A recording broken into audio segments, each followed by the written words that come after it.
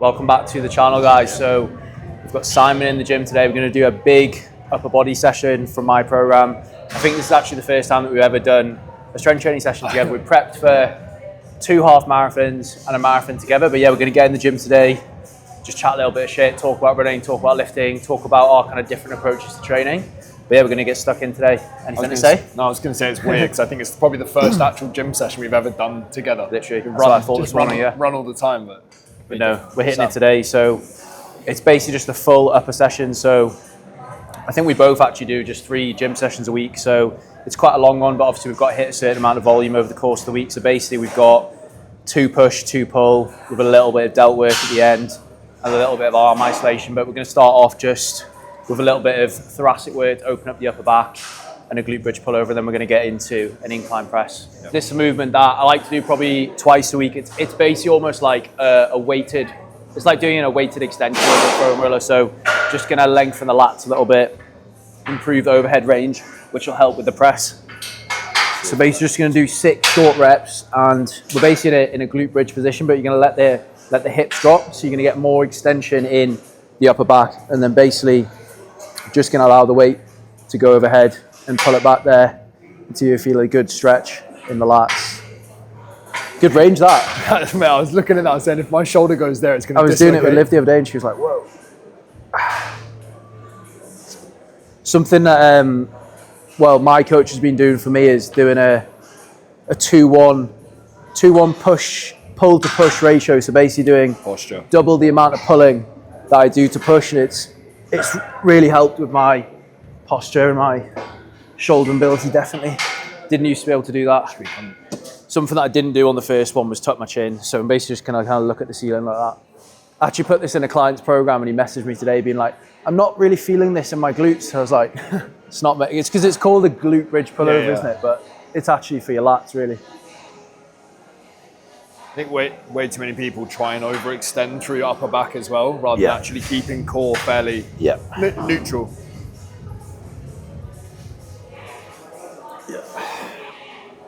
Feels good. I think sometimes when you try and do a foam roller, you almost need a little bit of weight to pull you back into extension. Especially as you get stronger. Yeah, 100%. You get stronger, you get tighter, you need a little bit of leverage to get into position.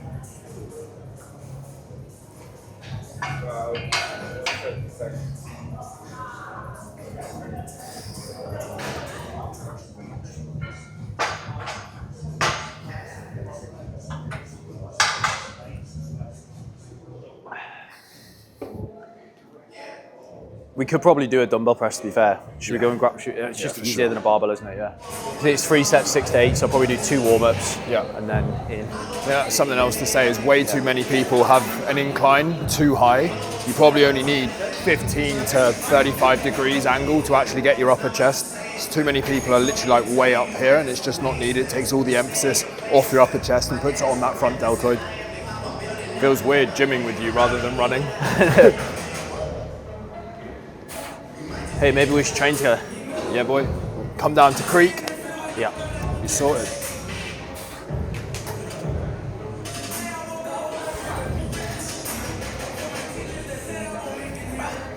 What do you normally use for working set?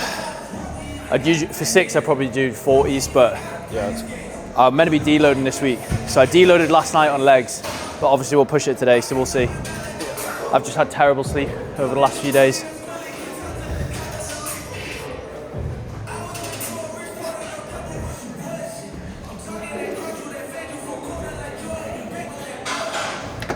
But yeah, so in terms of training, we lift 3 times a week. And do you run 4 or 5? I've got 5 run, and I've gone to 2 gym, and then maybe just like a little bit of shoulders and arms if I feel good.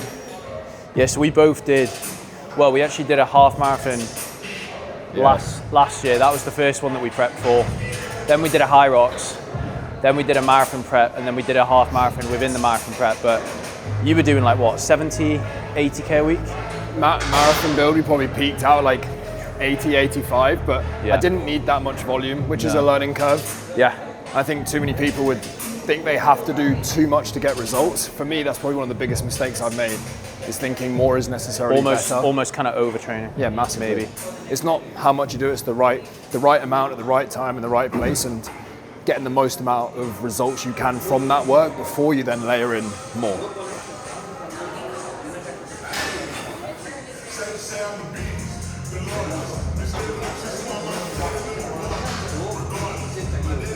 Nice, man.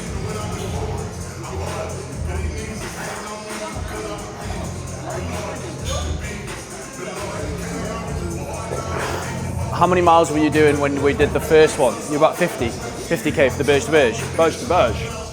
K? Yeah, 50, 60k. So I think the first one we did, I think I was only doing about 40k a week.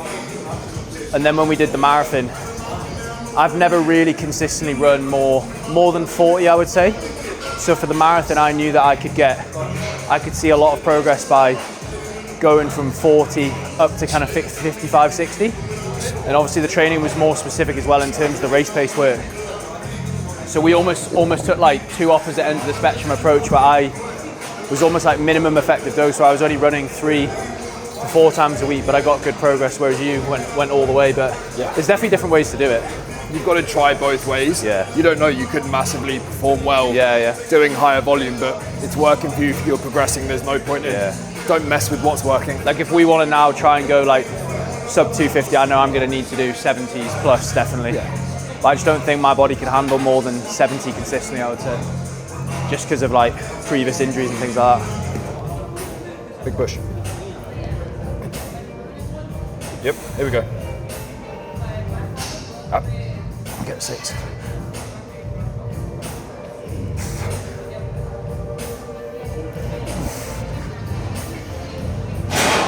Yep, come on. Yep. Good work.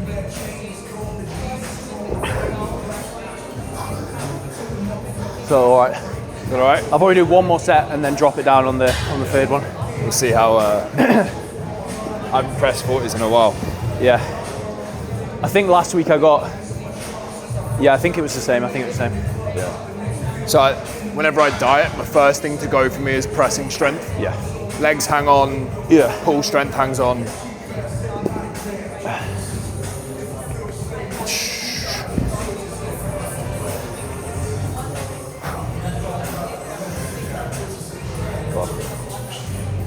Good. Nice. Easy. Got more. Nice. Good. One more at least. Nice. One more. Yeah, good.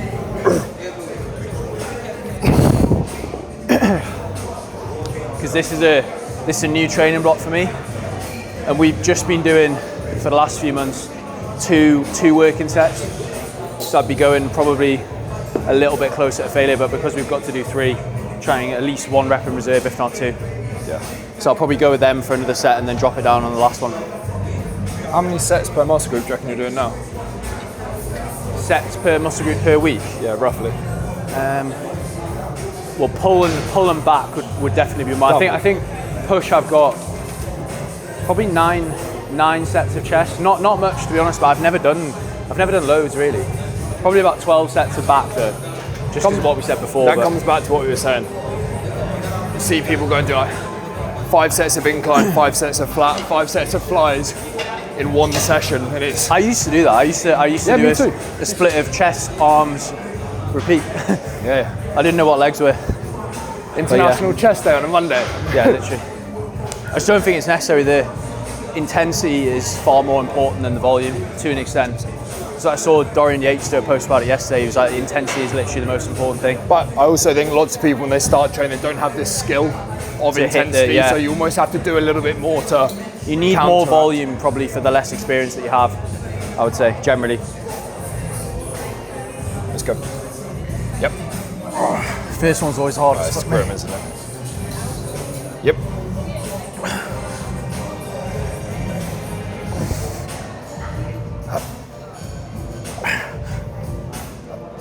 Come on. One more. Let's go.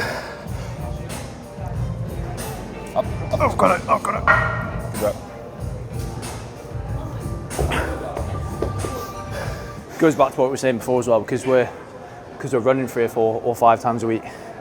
Of course, you could do more strength training volume, but it's just about what you can recover from. Yeah, I don't want to get any bigger. I want to hold between 77 and 79 kg. Keep the main thing the main thing. Yeah, exactly. Like if you're chasing your running, then strength work, just muscle maintain, building is going to come into maintenance mode. Definitely. A little bit. So you can have it all, but you just can't have it all at once. Exactly. Go on. So have 7 or 8. 2, 3. Nice, mate. Nice. More at least. Go on.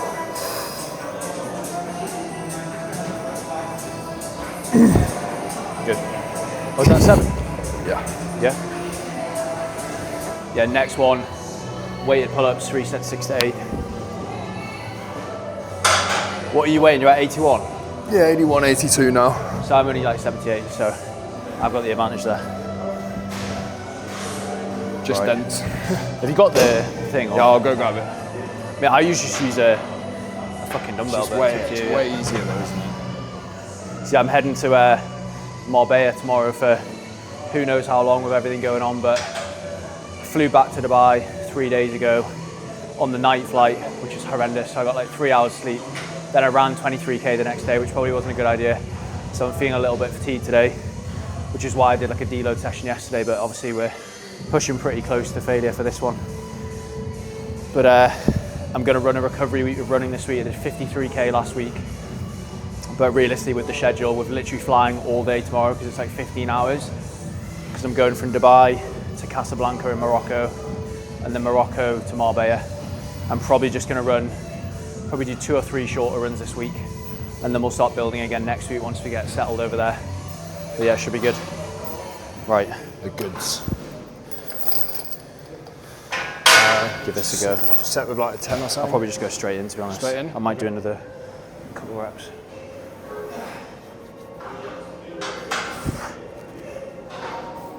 Nice.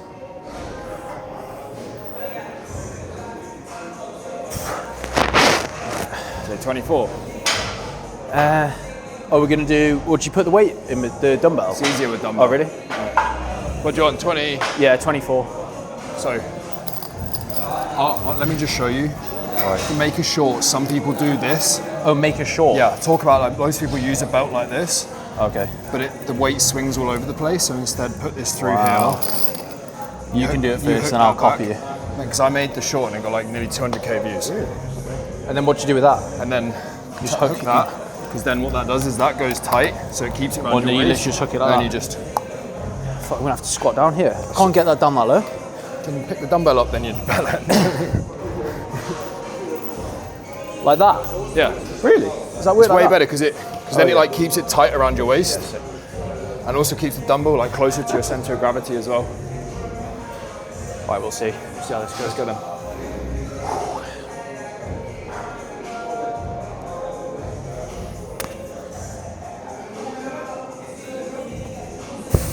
Good.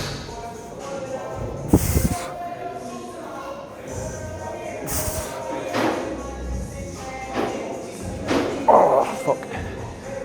Come on. Let's go. One more. Yep. Up.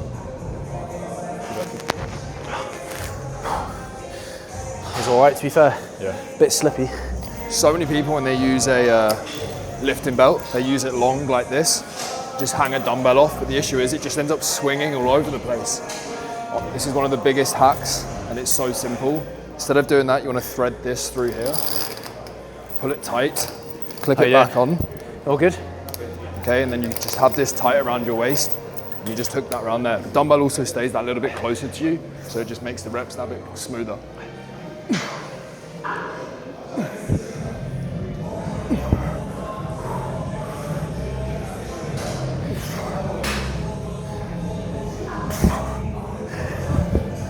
I actually think that a chin-up's like... I think it's easier, isn't it? A little bit easier. Yeah, it's definitely easier. It's like the... more bicep. Yeah, it's like the best keep in seat with the biceps though. Yeah. It's like a 100%. It's like a compound movement for biceps. I barely do any actual bicep work. I definitely don't try and progressive overload on it. I think my arm's quite good.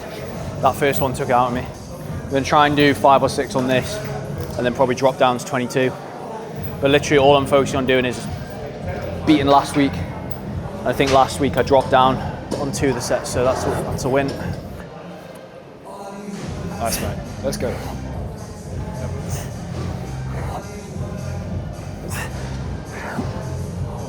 Two more.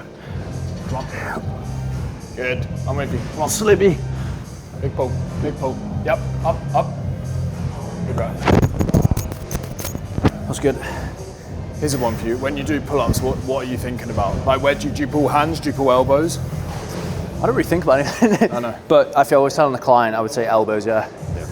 There's way too many people pull hands. And yeah. Round at the top. I feel it in my lats, to be fair. Yeah. Fucking hell. See, I like coming back to this style of training. For way too long, I was just machines and stuff. This is almost like coming back to my rugby days. Yeah. Go on.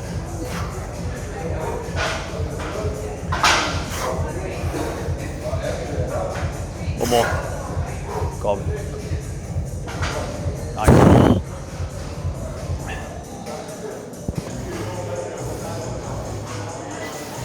Nice, man. There he is. Awesome, man. Let's go.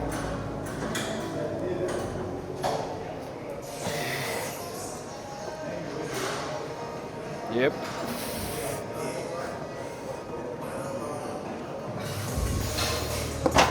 What would you say the biggest mistake you made when you went hybrid was? Maybe not necessarily a mistake, but I think I was still lifting 5 times a week, and I was running like twice and then 3 times. So I think doing too much strength training relative to running for what the actual goal was. And I just don't think anyone who's doing the hybrid training should be lifting 5 times a week. There's just no need. And then I moved to 4, which was fine. And then I moved to 3 when we were doing the marathon prep, and I actually really like 3. I just think I don't want to be in the gym more than 3 times a week. Like, I still love the gym. I'd always choose strength training over running, but it's unnecessary to be in the gym more than 3, especially if you're not trying to get any bigger. I agree. I think even when people are trying to get bigger, and maybe they're just running because they enjoy it, but they're trying to gain size, I still don't think anyone needs to be training more than 4 days a week. And definitely not more than 4, no. If you are, then you're probably not training with decent enough intensity, and then you won't be able to recover. I always say to clients that if they want to train 5, that's fine, but there's going to be no extra benefit. That's just personal preference at that point, I think. Yeah, exactly. I think I've only got 1 client that trains 5 sessions a week. It's good. If you watch his tempo, it's at least 2 seconds on the eccentric, if not 3, which is that way, which is what you want. This is where he's taking the target muscle groups into length.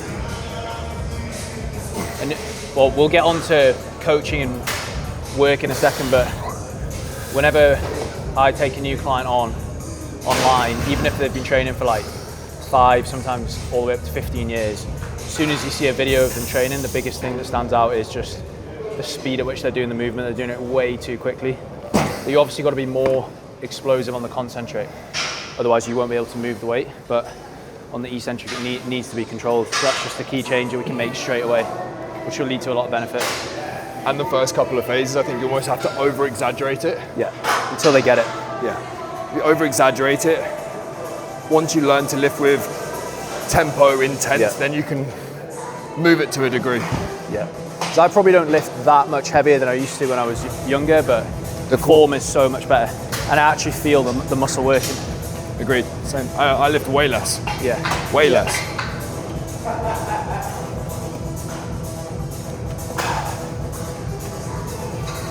Done him.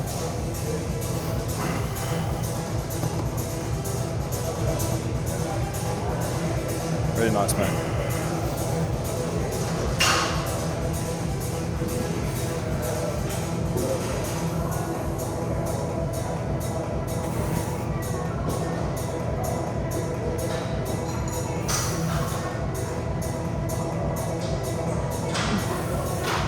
Solid. 3 more.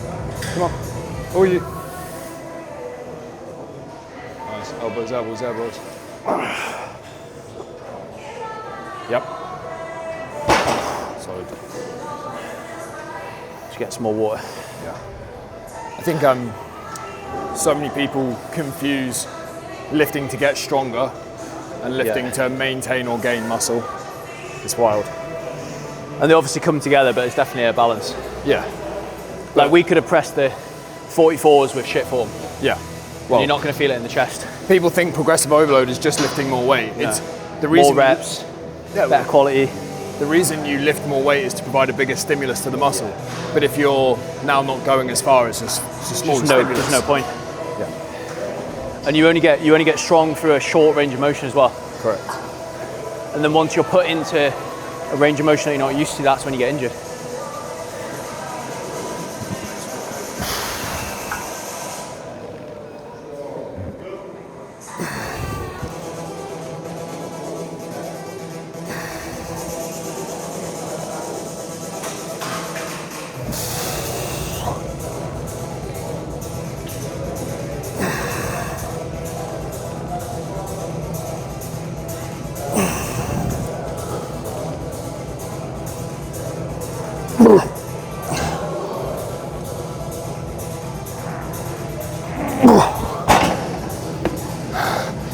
That's where I could have done with Joe spotting me. Instead, he's just left to go and get water. It's got weighted dips next. 3 sets. The last few months I've just been putting a dumbbell in between my legs, training my adductors at the same time. Supersetting with the adductors. I did 35 kg between the legs the other day, so hopefully we can hit 40 with the belt. Adductors are steel. Yeah, it's annoying that, isn't it? It's not too bad. That is such an annoying, but I can't believe they've not got a... It's way short, because normally the handles are like at least there. Yeah. You could you do it the other way, face the other way around? I feel like I tried that. Maybe. Try it. Or just lock in, bro.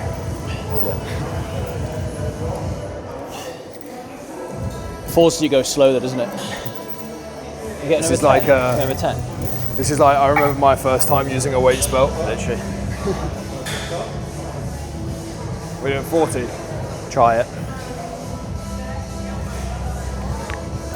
If you can do tricep dips and your shoulders don't mind it, I think they're so underutilized. Oh, I love it. Yeah. Oh, it's such a good movement to Chest and build triceps. your whole upper body. Yeah. Very few, say, tricep exercises you can like really progressively overload. We were saying before though about the range of motion. A lot of people just cut it really short on this.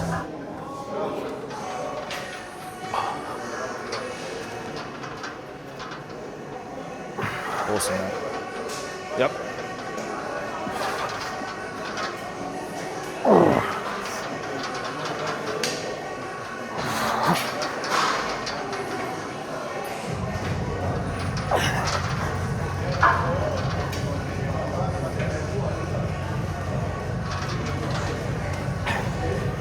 Put your knees together. Yeah, It stops it rocking there. It's slippy that way. That's the only worry.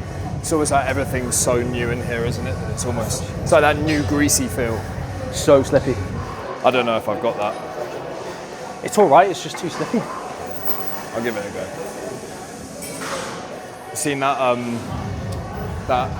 the graph that's like how much you find out, how much you fuck about. I felt my fuck around and my find left out. shoulder was gonna fucking pop out.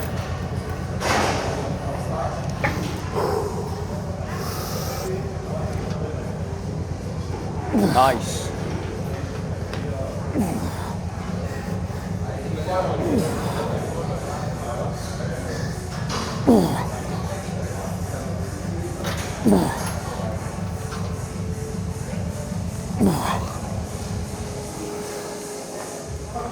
And there's the power of training with someone as well. Yeah. I haven't used 40 kilos on dips in a long time. I feel like dips is one of the ones that you can put more on than you think. 100%. Whenever I was like my strongest pressing, my dips were my strongest. Yeah, strong. It's like you get strong triceps. Yeah, I would say. So if you can't bench 100 kilos, I don't think I can bench. 225, do more That's dips. mad.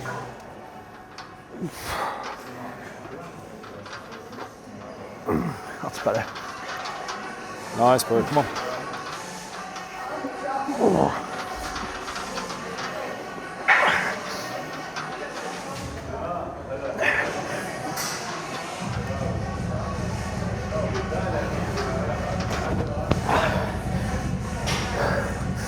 Drop it to 30 on the next one. Camera on these new phones are actually a joke, aren't they? Yeah. Not as good as that thing, but go on.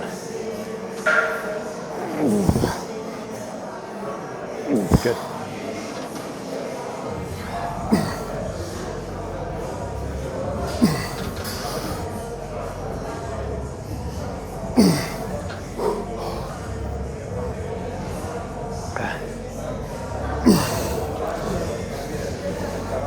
last one was a bit shit, but I'll go at 30 now. yeah, for sure.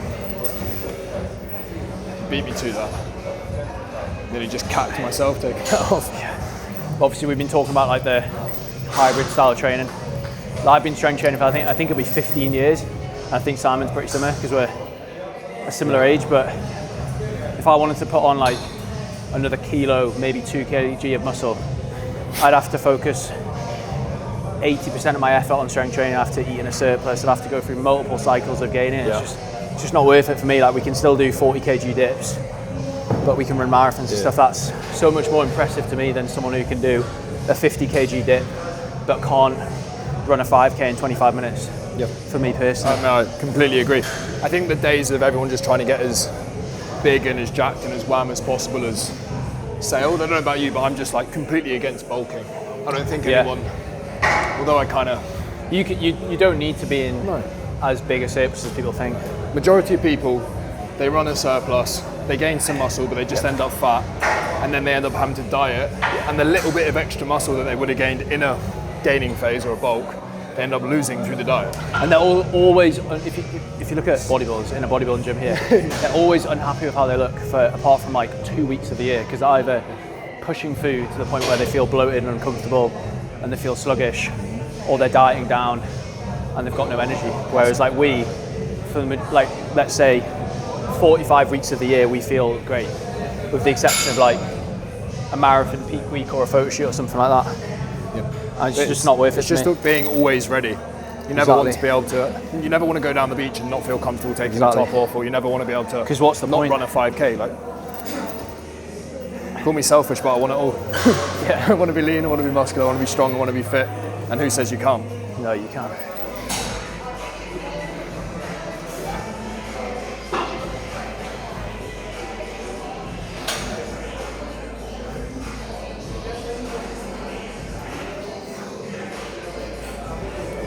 Just the warm-up set, all of that. Yeah.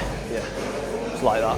A single arm pull down like this is, I mean, it's so good. Oh mate, it's the number one movement for me to like, actually feel my lats contract. You get a really good stretch at the top. Yeah. And you can kind of contract, lean into it a bit.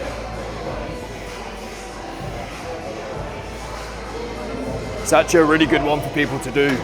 It's like a warm up, just getting that kind of... It was actually meant to be earlier on in the workout, but we put it later. Just really thinking about driving that elbow down towards that hip, scooping.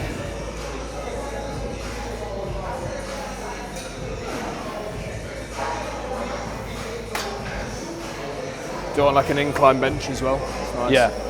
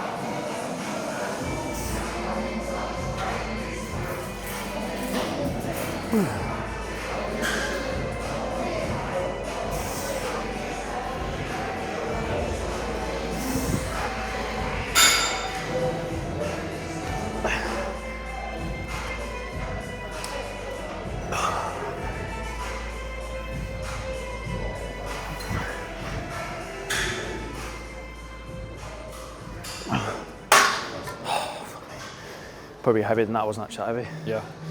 Here's one for you. How have you found your nutrition change as mileage has gone up? Well, yours has gone up. No. How's yours changed? Like since you're since the more running volume, since the marathon and everything? I think obviously you need to, and you can afford to eat more food if you're doing the sort of training that we do. But I think a big mistake that people make, which I actually made probably like 4 years ago, is I listened to my appetite to dictate how much I would eat. And I remember I went from probably 79 to 84 kg in the space of like 4 months when I first moved here. And I got myself into a bit of a position where I was like, shit, I need to actually diet. So I think when a lot of people start running and hybrid training, I do this because I don't like the word hybrid. I think you're just balancing. It's training, isn't it? It's just training. When you start running, it makes you way more, like you think it makes you way more hungry. And like Joe says, if you listen to that too much, you just end up gaining unnecessary weight. And I think as you become fitter as well, your heart rate sits lower, so you don't actually burn as many calories on like your 8 to 10k easy runs. Big time. So you actually probably don't need as much fuel as you think you do. No. So for me, what I did in the marathon prep was I basically ate at maintenance from Monday to Thursday, which was around 3,100. And then Friday and Saturday just massively increased carbs the day before the long run, on the long run. And I maintained my weight really well. I leaned down probably like a kilo, which is perfect.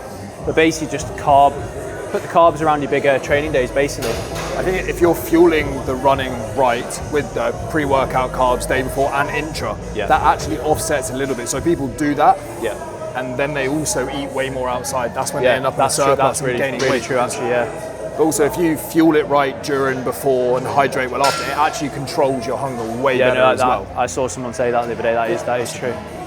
Because I used to do like long runs, like 25 to 30k with like 1 or 2 gels, which is nowhere near enough. Holding your phone in your hand. And then later on in the day, I'd be absolutely starving. Like I wouldn't eat for like an hour or 2 after the run because I don't find you that hungry after a run, and then it would just hit you and you'd just binge basically. The fueling's so important for anything more than 10k really. But again, if you want to balance both and you want to maintain a good physique as well, and maintain good fullness, you need that fuel, you need those carbs. It's crazy when we'll get into work, but when you speak to people and you're like, well, how are you approaching training at the moment? And nutrition, oh, you do too. And they're like, yeah, I'm running 4 times a week, I'm doing 4 strength sessions and I'm eating 2,300 calories. And I feel rubbish and I've got no energy, no wonder. What on earth, yeah. Like if the goal is to lean down and lose fat, yes, you need to go lower calories, but not if you're at maintenance and you're fueling performance. You want to be able to eat as much as possible whilst maintaining the weight that you want.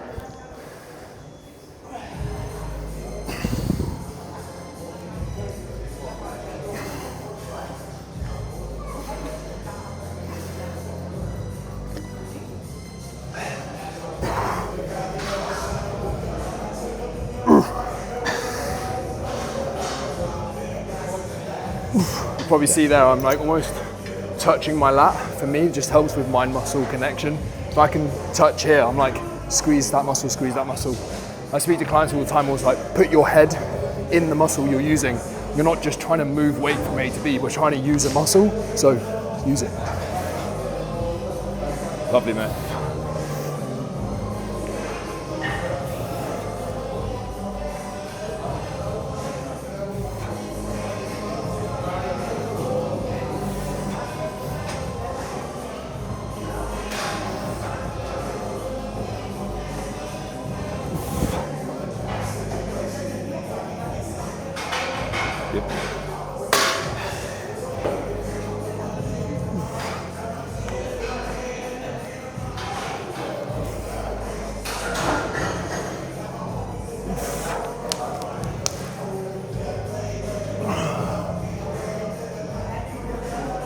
Hip flexor stretch at the same time.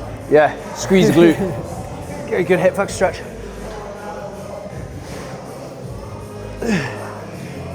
Thing is, if you go on a night out with Joe, these are the same like moves that he brings out. What? Yeah. Always doing mobility. Always doing mobility. We haven't talked much about work today, but we're both so anal with our time. Like, we know what we're doing at every single time of the day. And me and my girlfriend always joke, it's like the only time I don't know what I'm doing or don't have anything to do is when she's getting ready. So I'll just stretch. Like, for like how getting ready, you're probably just how long are you going to be? 45 minutes. All right, I'll just do a nice full body stretch before we go out then. That's how I get my mobility in. Do you struggle with blank space, like in your calendar? Yeah. Oh. I don't know what to do. I've got better. Yeah. For such a long time. It's really strange. When I started delegating a lot of stuff with work and bringing on the coach and the team and everything, I'd be there like, what am I meant to do? What do I think for us though, you could the thing that never ends is content though. Yeah. You can always be doing content. But then when I had more space in my calendar, way more creative. Yeah, exactly. Way more creative.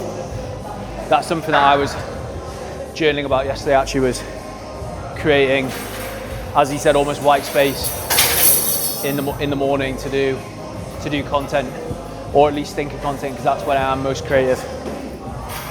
So I find if I just leave it till the end of the day, it just doesn't get done.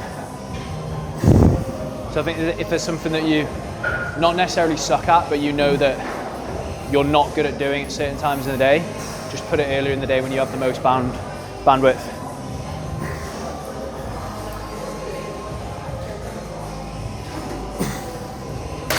When's your most productive time? In the morning, definitely. I think I'm just weird where like I don't have a morning routine. I don't do anything apart from go to the toilet, weigh myself, get a coffee, have water.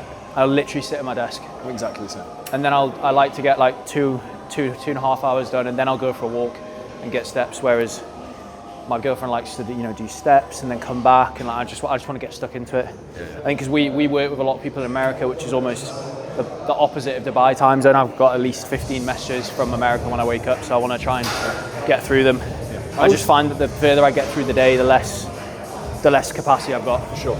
I also think too many people have these wacky morning routines and then they become reliant on whatever they're doing. They're like, I can't have a good day, I can't be productive, I can't do X, Y, Z without it. It's so cliche, but it's just what works for you. Like we've both got successful businesses, we train like savages, and we don't have a morning routine. But there's other things that happen through the day. Training gets done every day, non-negotiable. Team calls every day, supplements every day, steps every day. It doesn't have to happen in the morning.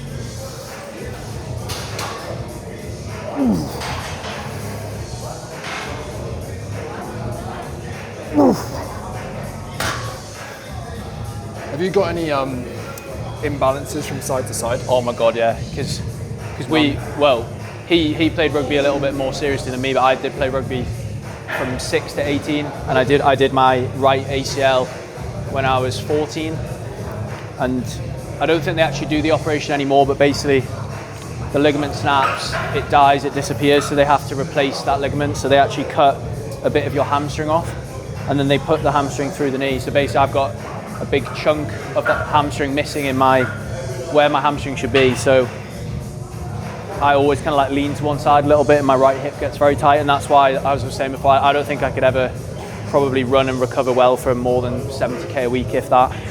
But yeah, so I've got that, and then you'd probably just have to pull back on weight other stuff, or make it stupidly easy. Mine's upper body, biceps, shoulders. Yeah, I think it's a good point. Lots of people will do your weaker side first, 100%, and then match the number that you get on the other side, and you'll start to even them out. Everyone's got imbalances though. Yeah, it's normal. Even if you don't notice them. But yeah, it's just about managing them. I do loads of work on my right hip, just releasing it and strengthening it too. But I mean, we've run marathons, so you can get through it. Yeah. But yeah, it's just being proactive with it, isn't it? We've just got arms to finish off now, but just going back to what we were saying before about nutrition and things like that, I think if you can balance nutrition with this kind of hybrid style of training, it is a great way to get lean and stay lean. But I think I would say you need to have a good amount of muscle already to do it. And what I mean by that is, it wouldn't be optimal for someone who's got a load of body weight to lose. You'd want to focus on getting that body fat off first and then reversing out and doing it. But again, if you can manage your nutrition well, if you can fuel properly, perform well, recover well, your intakes can obviously afford to be higher throughout the week. But I just think a big mistake a lot of people make is they listen to their appetite, they overeat, they become uncomfortable with the way they look, they drop the intensity of the strength training, so they kind of look flat, they overdo the classes and things like that, and they get themselves into a position where they've probably lost a little bit of muscle, they look a little bit soft, and then they say that you can't do it while running. It's actually you're just doing it wrong, basically. But I think you've got either bodybuilders or running coaches, and we obviously sit probably more towards the bodybuilding, but somewhere in the middle. I had a guy sign up with me yesterday and say, like, the reason I've gone to you is because you've done the running, but you've also got the rig as well. I think that's what we do well. We're similar. We say come to get in shape, and then we'll use performance to keep training exciting, keep the novelty, and maintain the body, the health, and everything. So it's like body, health, performance. Focus on the body, focus on the health, and then we then use performance to maintain, make it exciting. Because there's a million different things you can do. Yeah. You can do 5K, 10K, half marathon, freaking triathlon, high rocks. You can map out the whole next couple of years, and I think I've done a photo shoot. I've got very lean from a photo shoot, and I've got pretty lean doing a marathon. Now I would take the marathon every day of the week because I was eating 1,000 to 1,200 calories extra a day. I was loving the way I was training. I wasn't doing loads of steps. So I think unless you've got a lot of muscle to build, obviously if you fall into that camp, you're going to need to do a lot of strength training to get in good shape. But it is a really good way to get in shape if you can manage it well. Nice.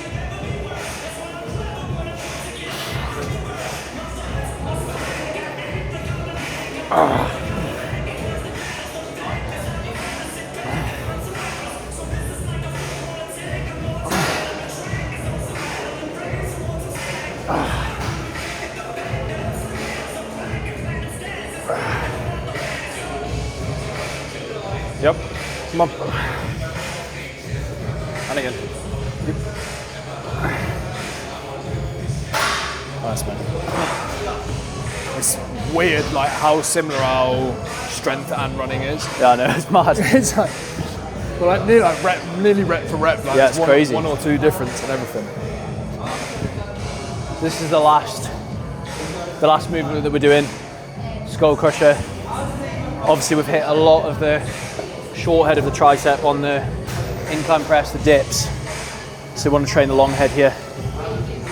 I'm a big fan of these because I just think similar to like what a heavy split squat would do for the knee in terms of protecting the joint. This is a great one to strengthen the elbows again if you go through a full range of motion. And touch wood, I've never had any elbow issues with pressing. And I always used to watch Mike O'Hearn when I was younger, when I used to think he was natural, and he always used to talk about. To be fair to him, like he knows what he's talking about with like strength and power building. Like he always used to talk about doing like the big movements and like heavy skull crushers and heavy close grip bench would be the movements that would really help him, obviously with the incline press and things like that. So I think heavy movements like this are great. Yes, obviously cable extensions are great, but you know, I'm just never going to be that guy that cuffs myself to a machine. I'm just going to do dumbbells and free weights and get strong. I think 50 shades of tricep extension. Yeah, I think the people that have got the best physiques have always done just a really good amount of free weights. People are always looking for the next thing that's going to help them shortcut and get results faster rather than just. There's a quote I always use with clients. It's from the All Blacks: world-class basics. Yeah, literally. It's good enough for the All Blacks to win multiple Rugby World Cups and be the best rugby team ever. I've been doing the same probably 12 to 15 movements for the last 15 years.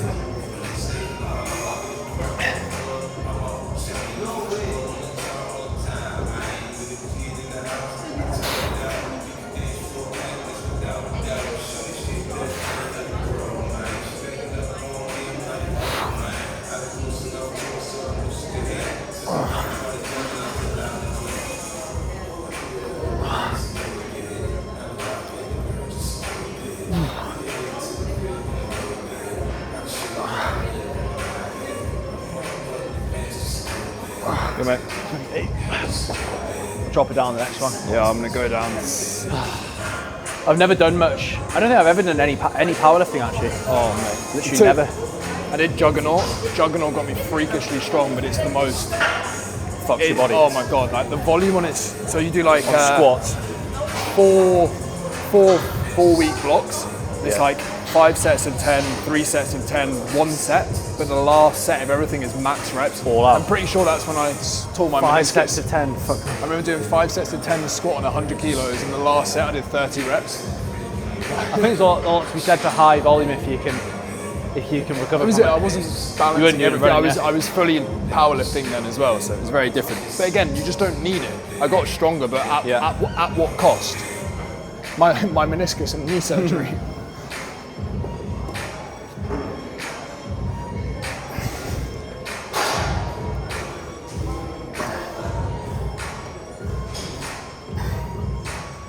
Go on.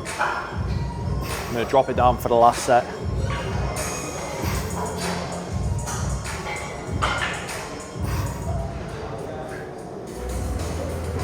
Nice.